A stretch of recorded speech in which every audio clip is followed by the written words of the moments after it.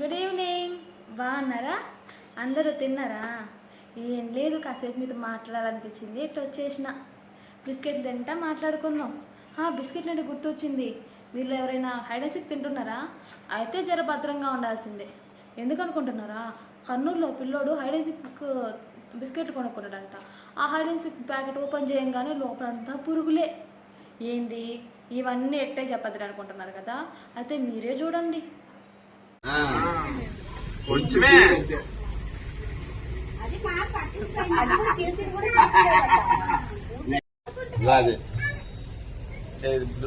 అదైతే తెచ్చినంలే వాళ్ళ అంగట్లో మా దగ్గర అవి లేనే లేవు కదా. ఆ బిస్కెట్లో ఉన్న పురుగులు ఉన్నాయి. ఇక నుంచి అయినా బయట కొనుక్కొని తినేటప్పుడు జర భద్రంగా ఉండండి. అది సరే కానీ మనలో మనమాట, మీకు తెలుసా కళ్యాణ లక్ష్మి చెక్కులు ఇచ్చిండ్రంట. ఇచ్చింది ఎవరో తెలుసా? ఎవరో పెద్ద ఆఫీసరో లేకపోతే అధికారంలో ఉండే మంత్రులో, ఉప ముఖ్యమంత్రిలో, ఎమ్మెల్యేలో, ఎంపీలో కాదు, మన గౌరవనీయులైన సీఎం రేవంత్ రెడ్డి గారు ఉన్నారు కదా, వాళ్ళ అన్న పంచిండ్రంట. ఇంకేముంది, నీకు ఏ అధికారం ఉండి నువ్వు చెక్కులు పంచుతున్నావని జెడ్పీటీసీ వాళ్ళందరూ ఆయన్ని వేసుకున్నారంట. దానికి ఆయన చెప్పిన సమాధానం ఏం తెలుసా? నేను సీఎంకి అన్నని కాబట్టి నేను పంచుతున్నాను అని చెప్పిండని ఒక వీడియో సోషల్ మీడియాలో తెగ సర్క్యులేట్ అవుతుంది. ఆ వీడియో నాకైతే ఏం అర్థం కాలా. కాకపోతే దాని మీద ట్యాగ్స్ అట్లా పెట్టున్నారు. మీరు ఒకసారి ఆ వీడియోని చూడండి, మీకు ఏమైనా అర్థం అవుద్దేమో. అర్థమైతే నాకు కూడా చెప్పండి. ఇదిగో ఇది మన మధ్య ఉంచండి, మళ్ళీ బయట కనగాకండి. అసలే నాకు భయం, నేను అమాయకురాల్ని.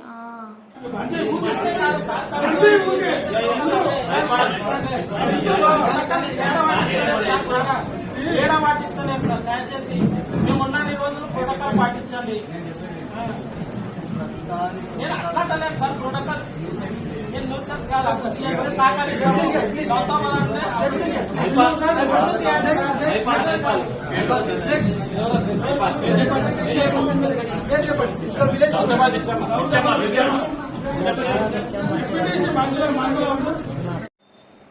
చూసిన వీడియో మీకు ఏమైనా అర్థమైందా? అయితే నాకు కూడా చెప్పండి, నేను కూడా తెలుసుకుంటాను. అది సరే కానీ మీకు విషయం తెలుసా?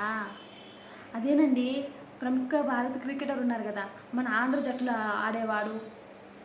అదేనండి, ఇంతకుముందు బెంగాల్ టీంతో మనకి మ్యాచ్ జరిగినప్పుడు మన ఆంధ్ర జట్టుకి కెప్టెన్గా ఉన్నారు కదా, హనుమ విహారీ, గుర్తొచ్చారా? ఆయన్ని మళ్ళీ ఆంధ్ర క్రికెట్ అసోసియేషన్లోకి తీసుకుంటున్నారంట. ఈ మాట నేను చెప్పాలి, ఆయనే అన్నారు. ఈరోజు ఆయన నారా లోకేష్ని కలిసిందంట. ఈ సందర్భంగా ఆయన ఈ విషయం గురించి మాట్లాడిందంట. ఇంకా ఆయన కానీ ఇలా తీసుకుంటే అన్ని స్పోర్ట్స్లోకి, అదే అన్ని క్రీడల్లో ఆయన తన ప్రతిభను చూపించి మన రాష్ట్రానికి, మన దేశానికి మంచి పేరు తెస్తారని ఏదేదో మాట్లాడుతున్నారు. ఏదో దాన్ని మంచి మాట్లాడలేండి, మీరు కూడా ఒకసారి చూడండి. So I happened to meet Minister Nara Lokesh Garu today, and he assured me that I'll have full support coming back to the Andhra Cricket Association. I'm so happy meeting him, and I got full assurance after meeting him, and understand his aspirations for Andhra Cricket Association and for Andhra as well in sports in general. So I'm really happy meeting him, and I look forward to the success of Andhra Cricket, and I want to be part of it, and good to be back in Andhra Cricket. మనలో మనమాట మీకు తెలుసా? ముఖ్యమంత్రి అంటే ఎట్లా ఉండాలా? ఒక రూమ్లో కూర్చోవాలా, ఎవరిని కలవకుండా ఉండాలా, ఆయన కింద ఒక 10 మంది అనుచరులు, వాళ్ళ కింద ఇంకో 10 మంది అనుచరులు, ప్రజలకు ఏదైనా సమస్య వస్తే ఆ అనుచరులందరినీ దాటుకొని రావాలా. ఇది ఒకప్పుడు ఉన్నది, కానీ ఇప్పుడు లేదు. ఎందుకు అనుకుంటున్నారా? సెక్రటేరియట్ నుంచి వెళ్తున్న మన సీఎం నారా చంద్రబాబు నాయుడు అక్కడ ఉన్న సందర్శకుల్ని చూసిండ్రంట. చూసిన వెంటనే నడి రోడ్డు పైన తన క్యాన్వాయ్ని ఆపేసి ఆ ప్రజలతో మాట్లాడి వాళ్ళు ఇచ్చిన వినతి పత్రాలను స్వీకరించి వాళ్ళకి భరోసా ఇచ్చిపోయినరంట. మీ సమస్యలు తీరుస్తామని భరోసా ఇచ్చిపోయినరంట. దీనికి సంబంధించిన వీడియో నెట్టింట్లో చక్కెర్లు కొడుతుంది. ఇంకేముంది, ఆ వీడియో చూసి నెటిజన్స్ అబ్బా చంద్రబాబు నాయుడు మీద ప్రశంసలు జల్లు కురిపిస్తున్నారు.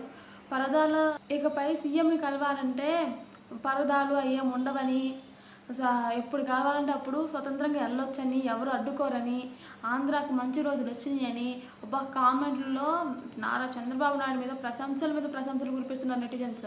ఆ వీడియోని మీరు కూడా ఒకసారి చూసేయండి. మరి మీకేమనిపించిందో మీరు కూడా ఒక మాట నాకు చెప్పండి.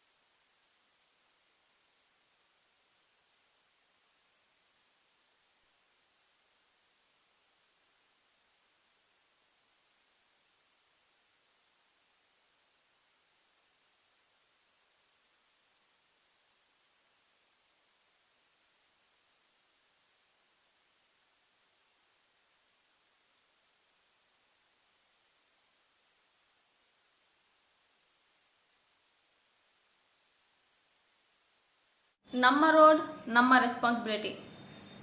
ఏంది ఉన్నట్టుండి ఏదో మాట్లాడుతుంది కానీ ఏం అర్థం కావట్లేదు అనుకుంటున్నారా?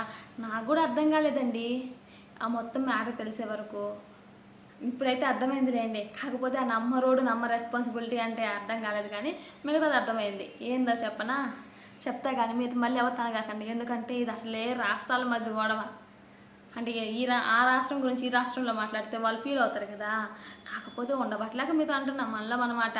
పాపం బెంగళూరు వాసులు గత సంవత్సరం రోజుల నుంచి రోడ్ల మీద పేరుకొని పోయిన చెత్తని ఇసుకని తొలగించండి అయ్యా, ఇక్కడ యాక్సిడెంట్లు అవుతున్నాయని అధికారుల చుట్టూ కాళ్ళు అరిగేలాగా తిరిగినా ఒక్క అధికారి కూడా కరుణించలేదు కదా, కనీసం కన్నెత్తి కూడా చూడలేదంట.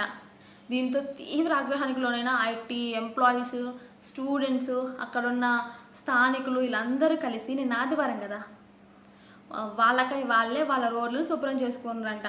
ఆ చెత్తని క్లీన్ చేసుకొని ఆ ఇసుకని తీసేసి వాళ్ళ రోడ్లను వాళ్ళు క్లీన్ చేసుకుంటూ నమ్మ రోడ్ నమ్మ రెస్పాన్సిబిలిటీ అని నినాదాలు చేశారంట. ఈ విధంగా అధికారుల నిర్లక్ష్యానికి నిరసన తెలియజేసినారు అని ఒక వీడియో సోషల్ మీడియాలో సర్క్యులేట్ అవుతుంది. ఆ వీడియోని మీరు కూడా చూసేయండి. Namaskara everyone. Sir, so why are you doing this, sir? Authorities are not doing that, sir. We have to do. Authorities are not taking out the dust, so these people are removing the dust. Deepi, what you got to say? Yeah. Yeah, actually, the roads are so dirty. When it's only vehicle can fall, right? So it's so dangerous. Even I'm scared to drive. Okay. So BBMP is not cleaning, so I thought we all will clean. Okay. Thank you. We pay 37% taxes. 37% taxes, direct taxation, indirect taxation. Yes. This is the condition of our roads. If our authorities are inept and they don't deliver, this is how we will motivate them to deliver to do their job. Please do your job. Thank you. And you're an IT employee, is it, Yes, sir? ma'am. And how about you, sir? You are also IT employee? IT employee. Madhepura, we are paying 33% of BBMP's tax. Yeah. This is the state of infrastructure in Madhepura. Yeah. Unfortunately. Yeah. So thanks to BBMP for getting all the corporates onto the roads to do this for our society. So this is bit of it. We don't have enough equipments to remove the mud and put it in the tractor.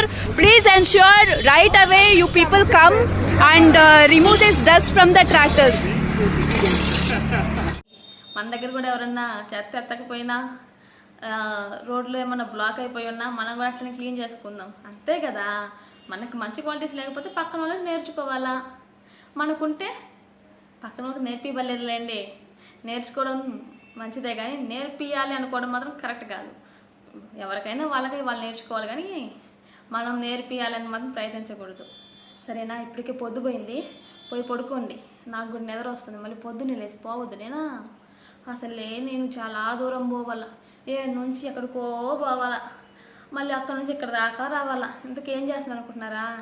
ఏదో కూటి కోసం కోటి విద్యలని పొద్దున్న ఉద్యోగానికి పోతాను, ఆ తర్వాత వచ్చి కాసేపు రిలాక్స్ అవ్వడానికి మీతో ముచ్చట్లు పెట్టుకుంటా. ఈరోజుకి ఇంతే. రేపు మళ్ళీ ఇదే టైంకి రండి, మళ్ళీ మనం ముచ్చట్లు పెట్టుకుందాం. సరే అయితే బాయ్.